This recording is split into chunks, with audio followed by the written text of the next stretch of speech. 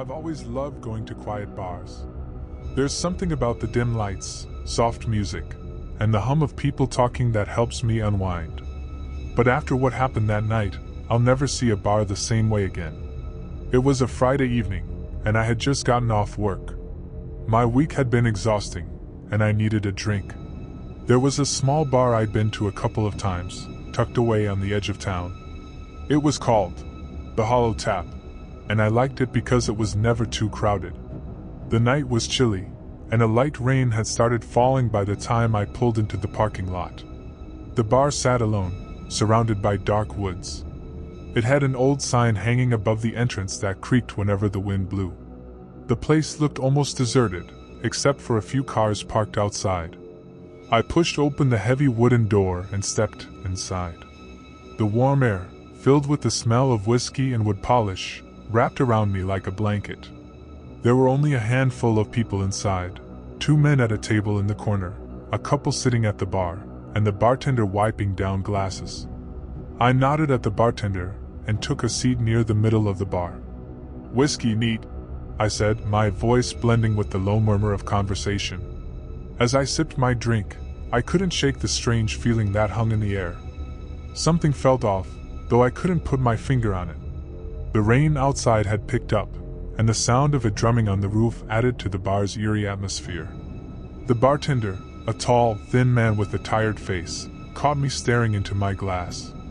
"Long week?" he asked, his voice calm but somehow hollow. "Yeah," I said with a small smile. "Feels good to just sit and relax." He nodded but didn't say anything else. I noticed his eyes flick toward the corner where the 2 men were sitting. They were hunched over their table, speaking in hushed tones. One of them glanced my way, and I quickly looked back at my drink. I told myself I was being paranoid, but the unease was growing. A loud clap of thunder shook the bar, making me jump. The lights flickered for a moment before settling again. The couple at the other end of the bar exchanged nervous glances, and one of the men in the corner muttered something under his breath. "Storm's getting bad," the bartender said, almost to himself. As the storm raged outside, the atmosphere inside the bar grew stranger. The couple left in a hurry, saying something about getting home before the roads flooded. Now it was just me, the 2 men in the corner, and the bartender. The bartender came over to refill my glass, but his hands were shaking slightly. I wanted to ask if everything was okay, but before I could, one of the men in the corner called out, "Another round!" The bartender hesitated, then grabbed a bottle and walked over to their table. I couldn't hear what they were saying, but their voices had a strange tone, low and urgent. One of the men slammed his glass down, and the sound echoed through the quiet room. My pulse quickened. I decided it was time to leave. I reached for my wallet, but the bartender suddenly appeared in front of me. "Stay a little longer," he said, his voice barely above a whisper. His eyes darted toward the 2 men. "I've got to get going," I said, trying to keep my voice steady. He leaned in closer. "Please, just wait. It's not safe out there right now." His words sent a chill through me. Before I could respond, the door to the bar creaked open. A gust of cold air swept in, and with it came a man I hadn't noticed before. He was tall, with a weathered face and piercing eyes. He wore a long coat that dripped rain onto the floor. The room fell silent. Even the 2 men in the corner stopped talking and stared at him. The man walked to the bar and sat down 2 seats away from me. He didn't say a word, just tapped his fingers on the counter. The bartender hesitated, then poured him a drink. "Busy night?" the man asked, his voice deep and gravelly. "No," the bartender said quickly. "Pretty quiet." The man chuckled, but it wasn't a friendly sound. He turned his head slightly and looked at me. "What about you? You look like you've had a rough week." I forced a weak smile. "Something like that." His gaze lingered on me for a moment too long before he turned back to his drink. The tension in the room was suffocating. The 2 men in the corner were whispering again, but their voices had taken on a panicked edge. One of them stood up abruptly, knocking over his chair. "We're leaving," he said, grabbing his coat. The man at the bar, the one who had just walked and turned to them slowly. "Are you sure about that?" The man froze, his face pale. His friend tugged at his sleeve, whispering urgently. They both sat back down, their eyes fixed on the table.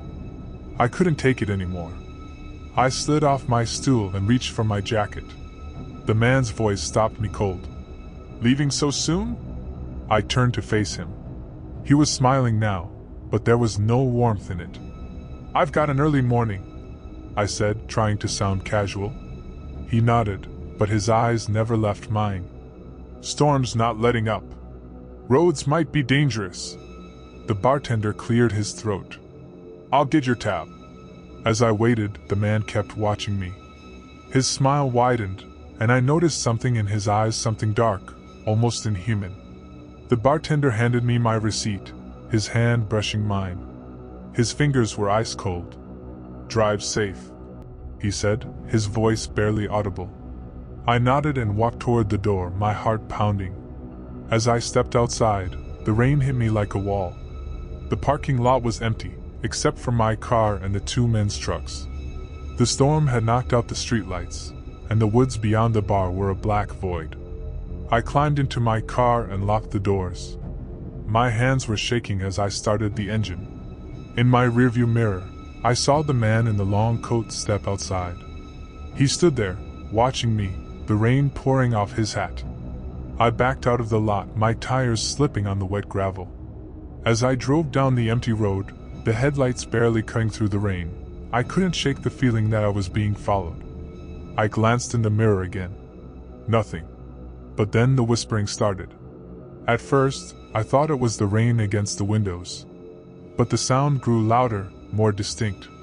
It was coming from the back seat. My throat went dry. I didn't want to look, but I couldn't help it. In the mirror, I saw something moving, a shadow that didn't belong.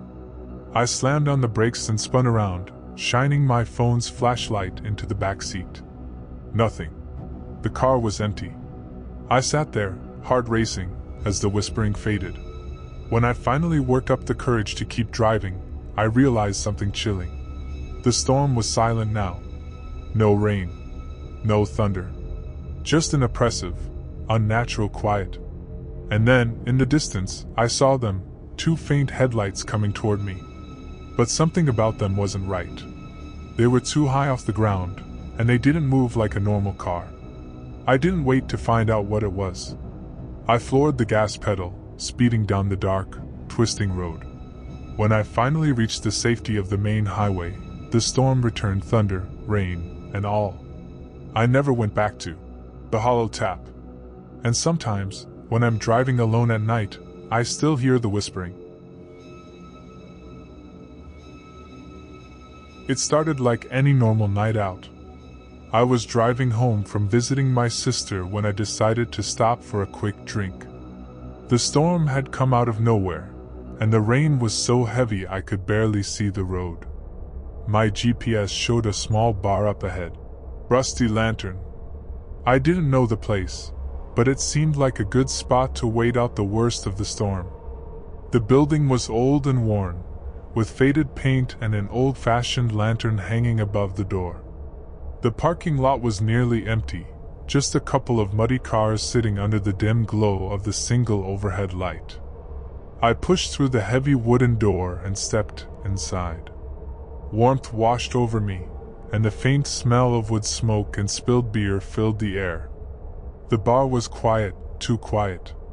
There were only 3 people there, an older man nursing a beer at the corner table, a woman sitting at the far end of the bar, and the bartender, a gruff-looking man with a thick beard and tired eyes. The bartender nodded as I sat down. "What'll it be?" "Whiskey." "Neat," I said, trying to shake off the chill of the storm. As he poured my drink, I noticed the strange tension in the room. The woman at the bar was staring into her glass, her hands trembling slightly. The man in the corner kept glancing at the door, his face pale and drawn. "Storm's a bad one," the bartender said, sliding the drink over to me. "Yeah, it came out of nowhere," I replied. I took a sip, letting the warmth of the whiskey spread through me. A loud clap of thunder shook the building, and the lights flickered. The woman at the bar jumped, spilling her drink. "Damn it," she muttered, grabbing a napkin. "You all right?" the bartender asked. She nodded but didn't look up. I couldn't help but feel like there was something she wasn't saying. The door creaked open suddenly, and a gust of cold, wet air swept into the room. I turned to see a man standing in the doorway. He was tall, with a lean build and a face that seemed too pale for someone his age. He wore a long coat, dripping rain onto the floor. The man stepped inside, closing the door behind him. The room grew even quieter, as if his presence had sucked the life out of it. The bartender tensed but managed to keep his voice steady. "What'll it be?" The man didn't answer right away. He walked slowly to the bar, each step deliberate, and sat 2 seats away from me. "Whiskey," he said finally, his voice low and cold. The bartender poured his drink, his hands shaking slightly. As the man sipped his whiskey, I noticed the way the others in the room were reacting. The woman wouldn't even look at him.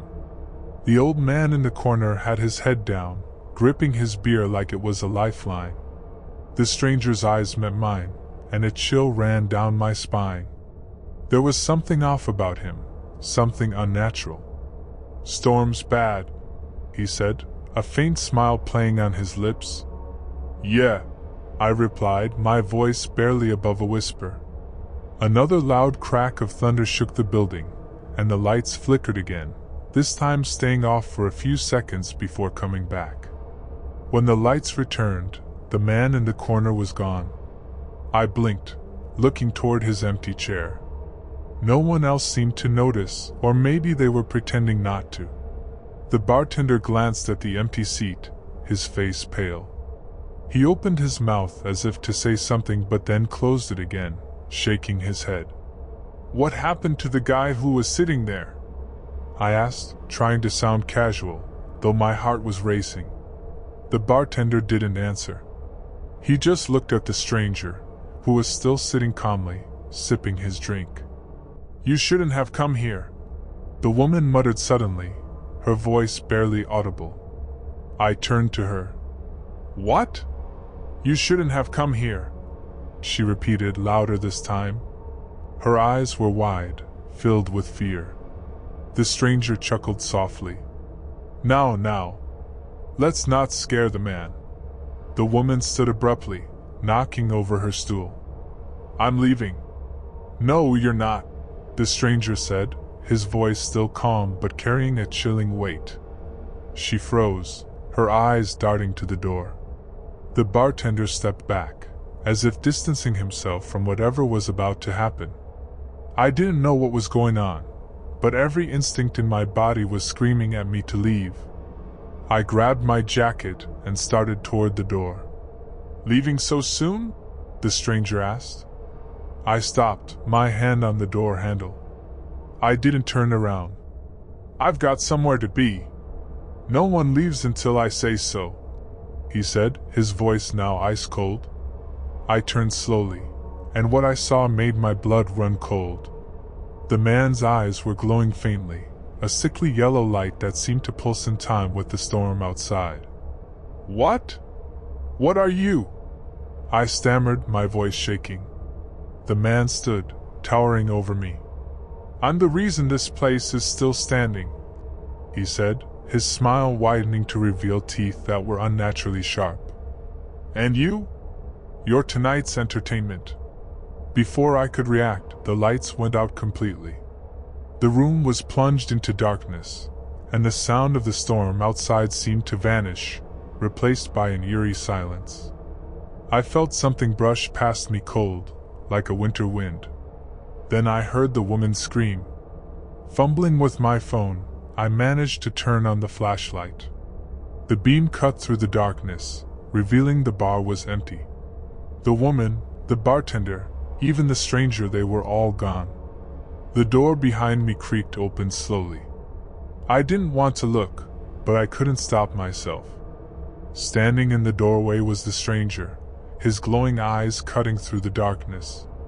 He smiled, and for a moment, I thought I saw shadows writhing behind him, shapes that were almost human but not quite. "You should run," he said softly. "But it won't matter." I didn't wait to hear more. I bolted out the door and into the storm, the rain stinging my skin as I ran to my car. As I drove away, the bar disappeared in my rearview mirror, swallowed by the darkness. I never found Rusty Lantern again. When I tried to look it up later, it was as if the place had never existed. But sometimes, when I'm driving at night, I think I see a faint glow in the distance, like an old lantern flickering in the dark. And I keep driving.